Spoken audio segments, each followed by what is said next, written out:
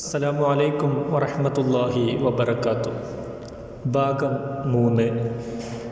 She's അലൈഹിസ്സലാമിനെ ഗർഭം ധരിച്ചപ്പോൾ പല അത്ഭുതകരമായ അനുഭവങ്ങളും ഹവ്വ റളിയല്ലാഹു അൻഹയ്ക്കുണ്ടായി. തേജസ്സുള്ള കുഞ്ഞായിരുന്നു. ഒരു പ്രവാചകനെയാണ് ഗർഭം ധരിച്ചിരിക്കുന്നത്. പ്രസവവും വളരെ ആശ്വാസകരമായി. മലക്കുകൾ ആശ്വാസമേകി. പ്രസവശേഷം കുഞ്ഞിനെ മലക്കുകൾ കൊണ്ടുപോയി. 40 ദിവസം അവരുടെ സംരക്ഷണത്തിലായിരുന്നു. അവർ കുഞ്ഞിനെ എല്ലാ ഭാഷകളും പഠിപ്പിച്ചു. ആദം നബി അലൈഹിസ്സലാമിന് അള്ളാഹു വിജ്ഞാനം നൽകി. പ്രിയപുത്രൻ ഷീസിനും ദിവ്യജ്ഞാനം നൽകി. സഹോദരന്മാരുടെ കണ്ണിലുണ്ണിയാണ് ഷീസ്. സ്നേഹ വാത്സല്യങ്ങൾ വേണ്ടുവോളം ആസ്വദിച്ചു വളർന്നു. ആരോഗ്യമുള്ള ചെറുപ്പക്കാരനായി. മലക്കുകളുമായി സംസാരിക്കും. അവരിൽ നിന്ന് സന്ദേശങ്ങൾ സ്വീകരിക്കും. ഇബ്ലീസ് നിരാശനായി. ഷീസിനെ പിടിയിൽ കിട്ടുന്നില്ല. ചെന്നാൽ ആട്ടിയോടിക്കും. ഒരു നീക്കുപോക്കിനുമില്ല. പിതാവിന് മകൻ സഹായമായി. എല്ലാ കാര്യത്തിലും മകൻ സഹായിയായി. പിന്നീട് അള്ളാഹു ഷീസിനെ പ്രവാചകനായി നിയോഗിച്ചു. ആരോഗ്യവും സൗന്ദര്യവുമുള്ള ചെറുപ്പക്കാരൻ. വാചാലമായി സംസാരിക്കുകയും ചെയ്യും. നല്ല പെരുമാറ്റം, നല്ല സംസാരം. ആദം സന്തതികളെ നേർമാർഗത്തിൽ നയിക്കാൻ കഴിയുന്നു. ഇങ്ങനെയൊരു പുത്രനെ ലഭിച്ചതിൽ മാതാപിതാക്കൾക്ക് വളരെ സന്തോഷമായി, ആശ്വാസമായി. ആദം നബി അലൈഹിസ്സലാമിൻ്റെ അന്ത്യം അടുത്തു തുടങ്ങി. വാർദ്ധക്യവും രോഗവും ബാധിച്ച് കിടപ്പിലായി. 21 ദിവസം രോഗം ബാധിച്ചു കിടന്നു. ഷീസിനെ അടുത്തേക്ക് വിളിച്ച് ഇങ്ങനെ പറഞ്ഞു: മോനെ, എനിക്ക് സ്വർഗത്തിലെ ഒരു പഴം തിന്നാൻ മോഹമുണ്ട്.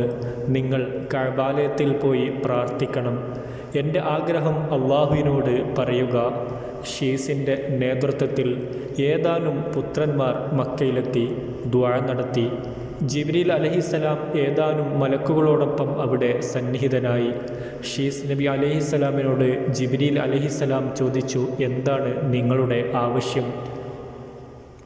ഷീസ് അലൈഹിസ്സലാം പറഞ്ഞു: ഉപ്പ സുഖമില്ലാതെ കിടക്കുകയാണ്. സ്വർഗത്തിലെ പഴം തിന്നാൻ വലിയ ആഗ്രഹമുണ്ട്. അത് ഞങ്ങൾ എത്തിച്ചു കൊടുക്കാം. നിങ്ങൾ പോയിക്കൊള്ളുക. ജിബ്രീൽ അലൈഹിസ്സലാം പറഞ്ഞു. അങ്ങനെ ഷീസ് അലൈഹിസ്സലാം സഹോദരന്മാരോടൊപ്പം മടങ്ങി. വെപ്രാളത്തോടെ യാത്ര ചെയ്തു. ഉപ്പാക്ക് സുഖമില്ല. വേഗം വീട്ടിലെത്തണം. ധൃതി പിടിച്ച യാത്രയായിരുന്നു. ഒരു വിധത്തിൽ വീട്ടിലെത്തി. ഉപ്പ പഴം തിന്നുകയായിരുന്നു. ഉമ്മ സമീപത്തുണ്ട്. അന്ത്യരംഗം സമാഗതമാവുന്നു. ഉമ്മയെ നോക്കി ഉപ്പ പറഞ്ഞു: നീ ഈ മുറിയിൽ നിന്ന് മാറി നിൽക്കൂ. അനുഗ്രഹത്തിൻ്റെ മലക്കുകൾ വന്നോട്ടെ. വാക്കുകൾ അല്പം പരുക്കനായിപ്പോയോ? അന്ത്യരംഗത്തിന് സാക്ഷിയാവാൻ വന്ന ഭാര്യ. അവരോട് പുറത്തു പോവാൻ ഉപ്പ ആവശ്യപ്പെടുന്നു. അവരുടെ മുഖം വാടി. ദുഃഖത്തിൻ്റെ നിഴൽ വീണു. പഴയ സംഭവങ്ങൾ ഓർമ്മയിൽ ഓടിയെത്തി. വിലക്കപ്പെട്ട മരം, അതിലെ പഴം. ഇബ്ലീസ് പഞ്ചസാരയിൽ കുടുക്കി. ഇബ്ലീസ് ശത്രുവാണ്, കൊടിയ ശത്രു. അവനെ വിശ്വസിക്കരുത്, അനുകരിക്കരുത്. അനുസരിച്ചാൽ ഒരുപാട് കഷ്ടപ്പാടുകൾ സഹിക്കേണ്ടി വരും. അങ്ങനെയൊക്കെ അള്ളാഹു ജല്ല ജലാലുഹു താക്കീത് നൽകിയിരുന്നു. എന്നിട്ടും പറ്റിപ്പോയി. വിലക്കപ്പെട്ടത് ഭക്ഷിച്ചു. ഭർത്താവിനെ നിർബന്ധിച്ച് കഴിപ്പിച്ചു. കൽപ്പന ലംഘിച്ചു. തൽഫലമായി ഭൂമിയിലെത്തി.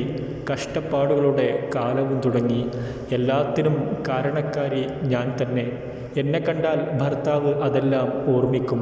ഹവ്വ റളിയല്ലാഹു അൻഹ മുറിയിൽ നിന്ന് ഇറങ്ങിപ്പോയി.